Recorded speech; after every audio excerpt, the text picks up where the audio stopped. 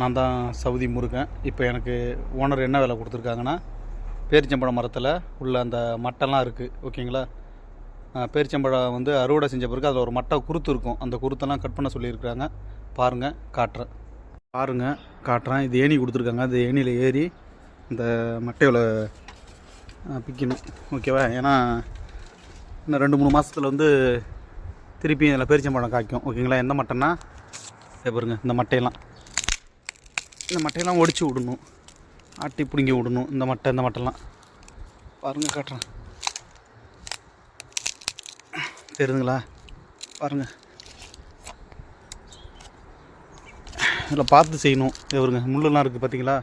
இந்த முள்ளெல்லாம் கையில் ஏறிச்சுன்னா பிரச்சனை.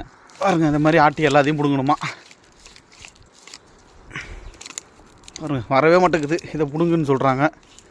ஹவுஸ் டிரைவராக இருந்தால் என்னென்ன வேலை இருக்குன்னு பாருங்கள். இந்த மட்டை வரவே மாட்டேங்குது.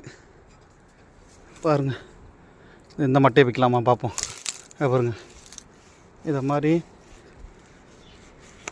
ஆட்டி ஒவ்வொரு மட்டையாக பிடுங்கணுமா. பாருங்கள், இதுதான் ஹவுஸ் டிரைவர் வேலை. என்னென்ன வேலை செய்கிறதா இருக்குது பாருங்கள். ஹவுஸ் டிரைவராக இருந்தால் அதெல்லாம் அரபு கண்ட்ரியில் இந்த வேலையை நான் செய்ய முடியாதுன்னு சொன்னால் அப்புறம் எனக்கு ட்ரீட்மெண்ட்டே வேறு மாதிரி இருக்கும். பார்த்துங்க, ஹவுஸ் டிரைவர் வேலைலாம் என்னென்ன வேலை இருக்குதுன்னு. எவ்வளோ கஷ்டமான வேலையாக இருக்குது பாருங்கள்.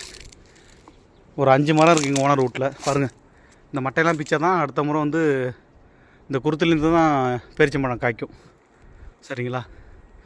ஹவுஸ் டிரைவராக இருந்தால் எல்லா வேலையும் செஞ்சு தான் ஆகணும், சரிங்களா. பாருங்கள் எப்படி இருக்குன்னு.